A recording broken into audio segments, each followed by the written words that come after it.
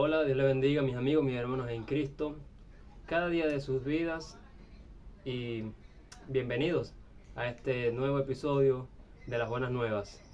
Estamos aquí para otro mensaje de parte del corazón de Dios, como cada domingo que lo hacemos para la gloria y honra de nuestro Señor. Vamos a comenzar, ¿no?, con lo que es la palabra de Dios en este día. Bienvenidos una vez más y bendiciones para todos. Una vez cierta estación salvavidas tenía por regla, obviamente valga la redundancia, salvar vidas a las personas que estaban en la costa. Y se dedicaban mucho a esta labor de salvar vidas, de salvar a las personas, a las que se estaban ahogando, a las que tenían algún problema en el sitio. Pero al pasar del tiempo, es como que si aquel lugar, aquella playa o aquel balneario se hubiese acabado, hubiese terminado, hubiese cerrado sus puertas, pero la estación salvavidas seguía estando allí, en ese sitio. Así que los que estaban salvando vidas se dedicaron a pescar, se dedicaron a usar el lugar de ellos de salvar vidas, la estación salvavidas, se dedicaron a empezar a reuniones como de club. Pero lo importante o lo más medulado de todo es que se seguían llamando a sí mismos estación salvavidas, aunque no se dedicaban a salvar vidas. Así que cada quien iba a hacer su trabajo. De repente, si llegaba algún barco, alguna novedad en la costa, iba, pero ya no estaban en parte de su vocación. Esa es una historia que me contaron y yo no la voy a explicar. El que tenga oídos, que oiga, dijo el Señor. Yo digo que nosotros, los cristianos, los que seguimos a Jesús, fuimos hechos o llamados para salvar vidas. Una vez que aceptamos a Cristo,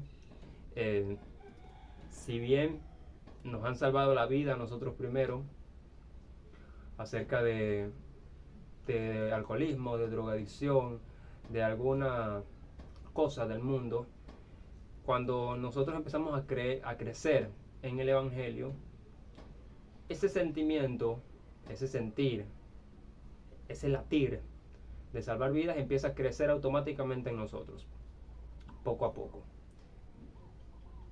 Y es para lo que la iglesia está llamada a hacer, de salvar vidas. Y nosotros a veces nos comportamos así como tal en la historia, ¿no?, de muchos clubes. La persona cuando dice, yo tengo una vida de iglesia, y a veces no es una vida de iglesia, es una vida de club. La vida de iglesia se vive en las calles, se vive en los hospitales, en las cárceles, en las escuelas, en los orfanatos. Ahí es que se vive la vida de iglesia. Dentro es una vida de club, estamos bien, nos sentimos bien unos con los otros, estamos cómodos con nuestras mismas caras, ¿no? No hay riesgo de ir a salvar vidas, arriesgar nuestra vida por nadie.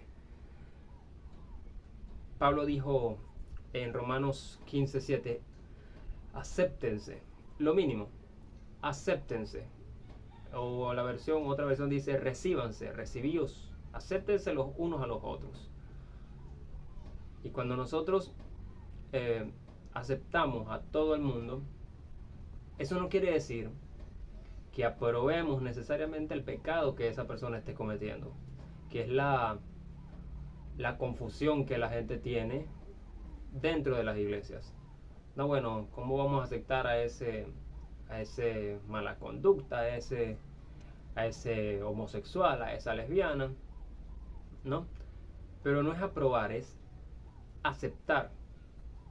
Supongamos que tienes una hija de 15 años que salió embarazada y cuando ella viene y te dice, mamá, estoy embarazada, tú ahora es que más que nunca necesita un abrazo. No le vas a decir, bueno, anda, vete. No, la aceptas, la recibes porque es tu hija, pero no estás aprobando lo que hizo. Eso es el papel mínimo que decía Pablo. Aceptaos, recíbanse los unos a los otros. En Juan, el libro de San Juan, el capítulo 8, narra la historia de una mujer sorprendida en adulterio, que se la van a llevar a Jesús para que él mismo la juzgara, ¿no? Por el pecado que estaba cometiendo. La mujer estaba, según los fariseos, dice el capítulo, que fue sorprendida en adulterio y fue llevada a Jesús. Y le dijeron a Jesús algo así, parafraseando, la historia está en Juan capítulo 8, insisto, le dijeron algo así como que, mira, esta mujer fue sorprendida, capturada en el acto del adulterio, y Moisés en la ley nos mandó a apedrear a este tipo de mujeres. Ahora tú pues, ¿qué dices? Y notemos que el hombre que estaba acostado con la mujer no aparece en la historia. Y la ley también decía que el hombre con que la mujer cometía adulterio también tenía que ser apedreado, y sin embargo el hombre no aparece. Por lo cual da una sospecha de que hubiese sido uno de ellos mismos, de los fariseos, o hubiesen contratado a un hombre para hacer caer a la mujer para tentar a Jesús, porque el texto dice que lo hacían para tentarle. O sea, ellos no están ni siquiera pendientes de la mujer, sino van por el pez gordo, van por Jesús. Ese es la mujer es simplemente un común denominador para llegar a Jesús, pero ellos en realidad no están pendientes de ella. Y Jesús está entre 3 y 2, porque si decía, esto es lo importante, si decía, ok, apedréenla, se metía en problemas con las leyes romanas, porque las leyes romanas decían que ningún judío podía justiciar a otro judío si primero no pasaba por un juicio legal. Y si decían no la apedreen, entonces lo acusamos de que no sigue la ley de Moisés. Ese era el juego que tenían para tentarlo.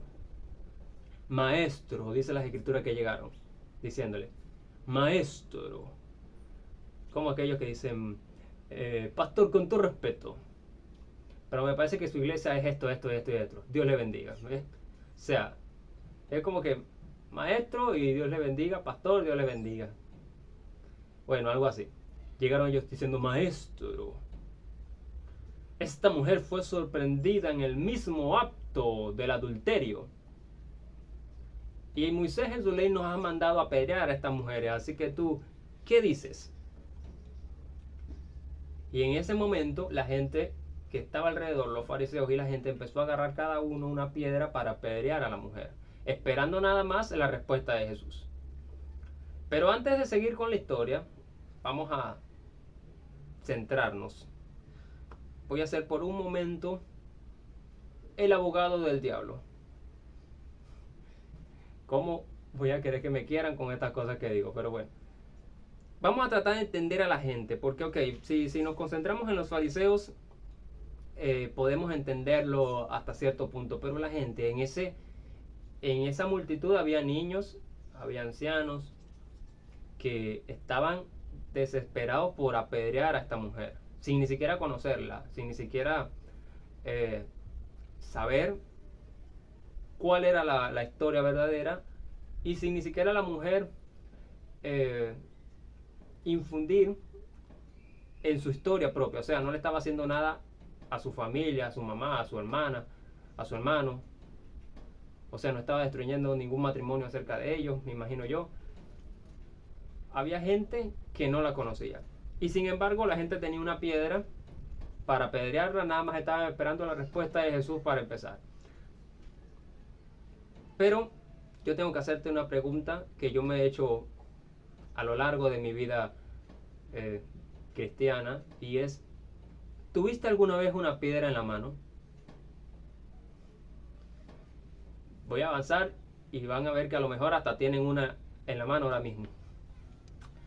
Nosotros, no Dios, hemos dividido los pecados en dos categorías: los pecados de la carne y los pecados del espíritu. Los pecados de la carne pueden ser flojera, gula, digamos fornicación, adulterio, codicia. Y los pecados del espíritu: envidia, orgullo, espíritu crítico, falta de perdón. Esos son los pecados del espíritu que Dios no los separó, nosotros sí. Así que nosotros automáticamente vemos los pecados de la carne como que si fuesen los pecados más importantes de parte de Dios. Es como que si creemos de que los pecados de la carne tienen más peso que los pecados del espíritu. Y eso no funciona así. O sea, nunca van a ver a un pastor que lo han puesto en disciplina porque era orgulloso, porque era envidioso, porque era celoso. ¿Ve? Sin embargo, lo promueven cuando un pecado de la carne ha sido notable en él. Y esto para cualquier ministro. Inclusive en las leyes humanas, los pecados de la carne son los que han sido llevados a la ley legal, a la ley humana. No mates, no robes. Pero nadie va preso por ser envidioso, nadie va preso por ser orgulloso. No podemos hacer que el orgullo sea ilegal. ¿Ven? Y entonces, aunque Dios no ha separado estos pecados, yo digo que los pecados del espíritu son mucho más fuertes, más dañinos que los pecados de la carne. Porque los que pecan en el espíritu ni siquiera se dan cuenta que están pecando. El que peca en la carne sabe automáticamente que está pecando y puede hasta arrepentirse de lo que está haciendo. Pero el que peca en el espíritu no sabe, no se da cuenta que está pecando. Yo he conocido gente así que cree que porque se la viven ayunando, porque viven metidos en la iglesia, tienen más santidad que otros, y no se dan cuenta que están pecando en el espíritu. Es el mismo pecado. Aunque no suene tan feo, no se vea tan feo como el pecado de la carne, pero está pecando igual. Entonces son pecadores asintomáticos, que no sienten que están pecando.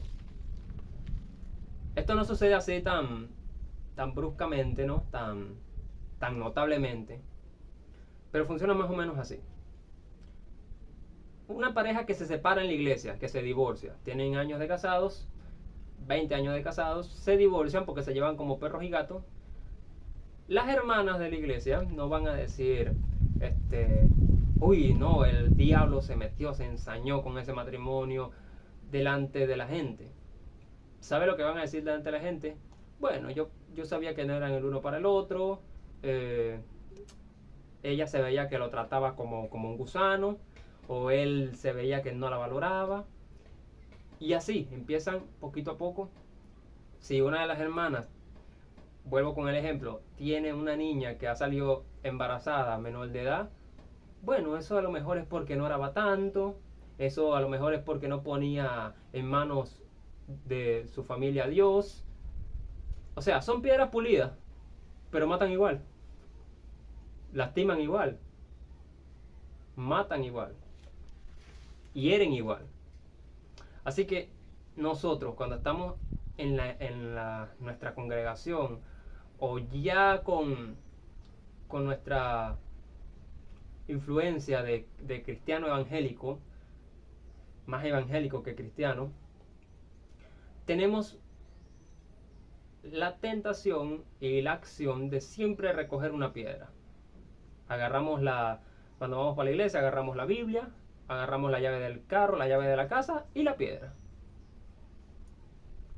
Y apenas llegamos, vemos a alguien que se está vistiendo de una manera que no es decorosa para Dios, agarramos una piedra.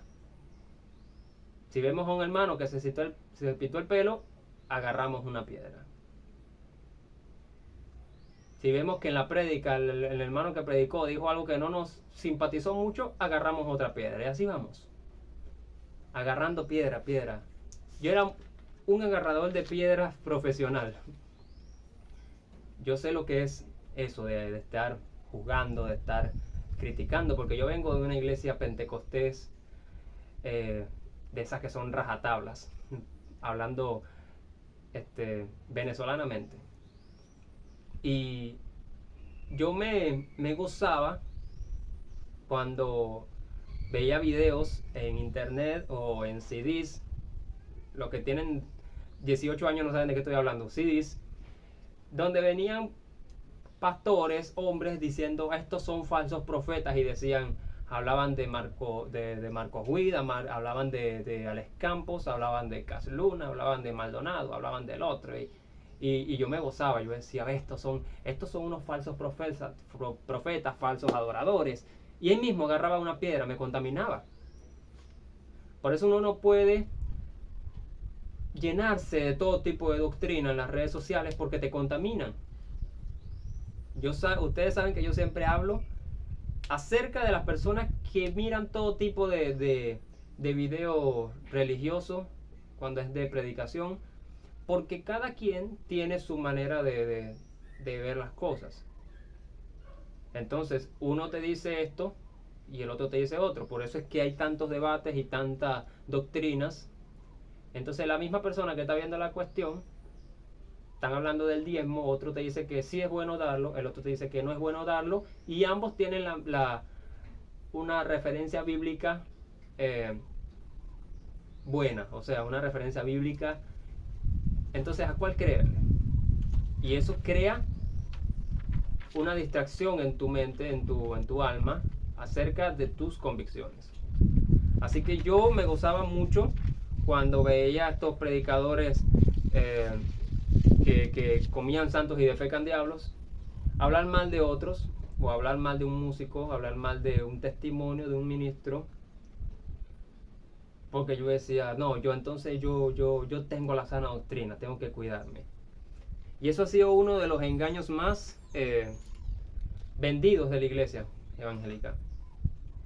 La sana doctrina, como que, déjame decirles, esto le va a caer gordo a todo el mundo, ninguna iglesia actual del siglo XXI tiene la sana doctrina, ninguna.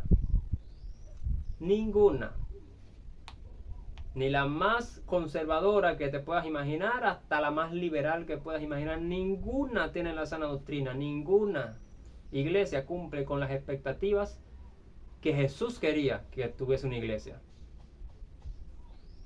Así que no hay que enfocarnos, decir, yo soy un guardador de la sana doctrina, porque estás mintiendo. Y eso se llama orgullo. Es uno de los pecados del espíritu. Es muy difícil diferenciarlo, pero es así. Ninguna iglesia, por más buena que sea, por más doctrina buena que tenga, tiene la sana doctrina, ninguna. Cada iglesia tiene su enfoque, su motivación, su dirección hacia dónde va. Algunas dictadas por Dios y otras dictadas por el hombre. En la Biblia hay un versículo que dice que en los últimos tiempos algunos abandonarán la fe y otros van a seguir a doctrinas diabólicas. Entonces hay iglesias que están guiadas por Dios y otras que están guiadas por el hombre. O en su peor caso, por doctrinas diabólicas. Entonces, uno puede tener una doctrina buena, pero no ser lo completo que Jesús quería que fuera. Ninguno lo tiene. Así que, en esto, yo agarraba una piedra, en estas cuestiones, ¿no? Hablando doctrinalmente, agarraba mucho una piedra con los músicos, porque yo siempre fui un adorador. Musicalmente hablando, cada adoración tiene su propósito en las manos de Dios. Y nosotros nos encanta agarrar piedras para juzgar a otros. Por ahí hay personas que tienen el ministerio de desnudar los pecados de otros, pero no es el mío. No lo quiero. Si cada persona, ustedes ven que yo, desde que estoy predicando, yo no he hecho un video hablando mal de nadie. Absolutamente de nadie. Bueno, ¿y qué hay con ese versículo que dice que vamos a juzgar y vamos a inclusive juzgar a los ángeles? Hay unos tipos de juicios que son demasiado diferentes que a veces nosotros confundimos. Algunos se aferran a este versículo diciendo que sí tenemos que juzgar porque tenemos el arma para juzgar, la autoridad para juzgar, pero también la Biblia te dice que no juzguéis. Entonces, ¿a quién agarramos? Yo te voy a decir lo que está pasando. Ustedes saben muy bien, por ejemplo, de que yo no estoy a favor del evangelio de la prosperidad o este tipo de evangelios mágicos que se andan predicando últimamente. Pero ¿saben cuál es la diferencia? Que yo estoy juzgando sin nombrar a nadie. Yo no nombro pastor, yo no nombro en iglesia, yo no nombro nada. Al que le quede el zapato que se lo ponga, pero yo no nombro a nadie. Estas personas que nombran con nombre y apellido son los que se refiere a Pablo cuando dice que no juzguéis. Entonces hay dos tipos de juicio, que no es que porque dice no, vamos a juzgar a los ángeles, tú vas a ponerte a juzgar a todo el mundo. Eso no es así. Porque si no, tampoco dijera que no juzguéis. Porque con la misma vara que midas, serás medido. No confundamos un juicio divino con un juicio para hacer el mal. Así que cuando Jesús ve que la gente tiene una piedra en la mano, ya entendimos más o menos por qué tienen la piedra, porque son parecidos a nosotros. El hombre se inclina en el piso y empieza a escribir. Y este acto de ponerse a escribir molesta a los apedreadores porque le están hablando y el hombre está escribiendo. Entonces le insisten, bueno, háblanos, dinos qué hacer con ella. Y en ese momento Jesús se para, alza la mirada y le dice, bueno, el que esté libre de pecados entre ustedes que tire la primera piedra. Y se volvió a inclinar y volvió a escribir. ¿Qué estaba escribiendo? Y aquí llega el título del mensaje. Ese es el misterio de la arena. ¿Qué es lo que estaba escribiendo Jesús en la arena? Algunos creen que Jesús estaba escribiendo quién sería la mujer en el futuro a la que estaban apedreando. Y dicen que Jesús estaba escribiendo también acerca de lo que dice una profecía que dijo el profeta Jeremías en Jeremías 17:13. Dice, oh Jehová, esperanza de Israel, todo lo que te dejan serán avergonzados, y los que se apartan de mí serán escritos en el polvo, porque dejaron a Jehová manantial de aguas vivas. Yo lo creo, pero, o sea, acerca de que se cumplió la profecía en ese momento. Pero una de las convicciones para mí que Jesús estaba escribiendo era que Jesús estaba escribiendo los pecados cometidos por los líderes que estaban acusando a la mujer.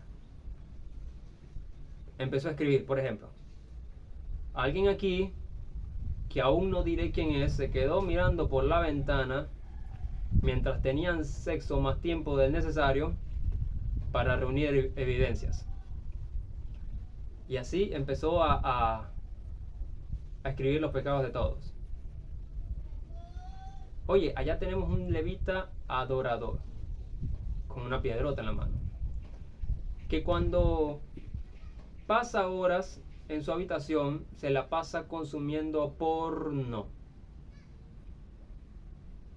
Y ni hablar de aquella mujer con un velo en la cabeza, una pandereta en una mano y una piedra en la otra, que cuando está haciendo el amor con su esposo, imagina que está haciéndolo con ese otro muchacho que tanto le gusta de la tienda. Y ni hablar de aquel que está allá, que miente cada vez que va a la iglesia. Y así empezó a escribir cada uno los pecados de todos. Y luego levantó la mirada. Los anotó. Bueno, empiezo a escribir nombres. Vamos, tiren la piedra. Júzguenla. Pero dense cuenta que su nombre no está escrito aquí, en esta tierra. Porque al momento que empecemos a juzgar las acciones de otros, vamos a ver cómo Jesús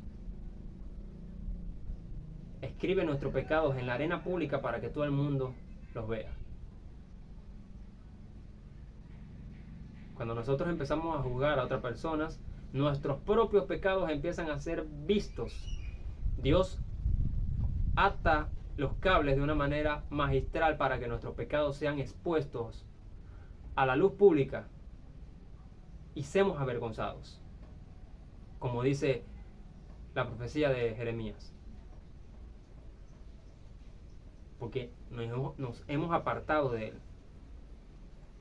Pero escribí en la arena, o sea que también le estaba otorgando gracia, porque o sea, no vamos a encontrar en toda la Biblia que Jesús haya escrito ni en papel, ni en pluma, ni en papiro. Si escribió fue donde las palabras se las lleva el viento de manera literal. O sea, de la misma manera que era fácil escribirlo, también era fácil borrarlos. O sea, no lo estaba escribiendo en un papel para que quede y mostrárselo, se iba a borrar. Así que cuando las personas empezaron a ver de que Jesús escribió los pecados de ellos en la arena, empezaron a arrojar las piedras y a irse. Dice la palabra que empezaron a irse de los más postreros hasta los más jóvenes. Claro, porque más pecados tenían acumulados. Y en ese momento que Jesús alza la mirada y hay un cerro de piedras, pero no hay nadie. Y la mujer está desnuda, tapada, llorando, con miedo. Pero Jesús borró los pecados de los muchachos. Y le dice a la mujer: oye, mujer, ¿dónde están los que te acusaban? ¿No te apedreó ninguno? Ninguno, Señor. Bueno, entonces yo tampoco. Ni yo te condeno. Vete y no vuelvas a pecar. Vean la dulzura con que Jesús dice esto. Cualquiera que no conozca a Jesús va a pensar de que Jesús se lo está diciendo así con el ceño fruncido, como que sí, anda, no seas sinvergüenza, vete, no peques más. No, Él no se lo está diciendo con ese tono. Él se lo está diciendo con un tono de amor. O sea, se lo está diciendo de una manera que la mujer se sienta tan amada que no tenga ya ganas de seguir haciendo lo que estaba haciendo. Vete y no vuelvas a pecar.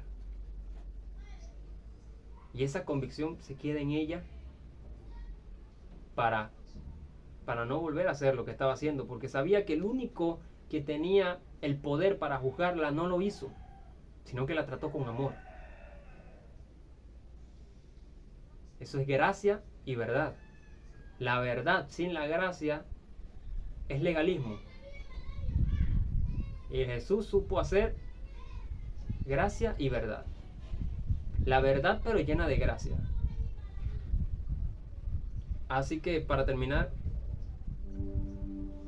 ¿tienes alguna piedra en tu mano hoy que necesitas soltar y dejarla a los pies de Jesús? ¿Tienes algo que a lo mejor decir, ese pecado no me gusta de esta persona? Pero decirle, Jesús, Señor, te lo pongo en tus manos. No me gusta, no me agrada, no estoy de acuerdo, pero lo pongo en tus manos, Señor. Sin hablar, sin juzgar. La mayoría de los pecadores pasan sus pecados solos, lo viven solos, porque sienten que si los cuentan a alguien nadie los va a entender. Los van a empezar a juzgar. El pastor que se siente tentado por una niña 20 años menor que él, ¿a quién se lo va a contar? ¿A la iglesia? Lo matan. No estoy diciendo que la tuvo, que está tentado. Al niño de 15 años que empieza a tener atracción por el mismo sexo, si se lo cuenta a su papá, lo matan. Se lo dicen a sus amigos, lo liquidan, y si se lo cuenta a la iglesia, ¿para qué se lo va a contar a la iglesia? Entonces la iglesia, como dije al principio, tiene que ser una estación salvavidas. No está en nuestro poder que la persona cambie, sino está en nuestro poder salvar vidas y que el Espíritu Santo haga su trabajo a su manera. Él sabrá hacer las cosas, pero está en nuestro deber y en nuestro trabajo salvar las vidas a esta gente. Si piensas de que tienes el poder o es tu responsabilidad cambiar a la gente, no, yo lo invito a la iglesia, yo le predico y no cambia, eso no es tu responsabilidad, ya tú sembraste. Y el Espíritu Santo es el que tiene el poder de traer convicción de pecado. Así que vamos a hacer esa iglesia salvavidas hoy y a soltar las piedras que nos atan para que nunca más salgamos en la lista del misterio de la arena. Nunca más salgamos nuestros nombres en los juzgadores que Jesús juzga. Y para terminar, quiero decirte esta pequeña reflexión de parte del corazón de Dios. No te avergüences de tus heridas, porque hay alguien que tiene heridas en las palmas de sus manos, y pudiendo tener un cuerpo glorificado absolutamente, preferirá quedarse con las heridas y no avergonzarse de ellas para nunca olvidarse de ti. Si Él no se avergüenza de sus heridas, tú no deberías avergonzarte nunca de tus cicatrices. Jamás. Vamos a orar. Si quieres recibir a Cristo en tu corazón y estás escuchando este mensaje por primera vez, puedes decir: Señor Jesús, te recibo. Perdona mis pecados. Anota mi nombre en el libro de la vida y no lo borres jamás. Amén y amén. Y ahora sí, vamos a unos minutos orar para que Dios traiga convicción profunda de pecado, para que Jesús traiga a luz las piedras que a veces tenemos en nuestras manos. Señor, gracias, me alineo y me calibro a tu corazón para orarle a tu pueblo. Señor, he transmitido lo que considero es tu revelación divina. No agregué ni omití nada a lo que me has dicho que diga, Señor. Te pido, Señor, aquellos que tienen piedras ocultas, Señor, que no se han dado cuenta que las tienen en sus manos, Señor, que pueda ser tú revelándote, Señor, a sus vidas y a sus corazones, y esas piedras puedan salir, Señor, para que ellos puedan soltar las piedras y empiecen a amar, Señor, a los pecadores, empiecen a amar y no a juzgar, Señor, a las personas que necesitan un abrazo de la iglesia, un abrazo de cada hermano que predique a Cristo, que prediquemos a Cristo no para juzgar, sino para amar, para traer a la gente a la verdad, a la luz de la verdad. En el nombre poderoso de Jesús, Señor. Quita, Señor, todo espíritu de juzgamiento, Señor, en las personas. en el nombre de Jesús, Señor. Te lo pido en el nombre del Padre, del Hijo y del Espíritu Santo. Amén, amén y amén. Gloria a Jesús. Que Dios te bendiga, que Dios te guarde, temple como raíz de cedro. Nosotros nos vemos el domingo que viene para otro mensaje de bendición en esta tu cita de las buenas nuevas. Hasta la próxima.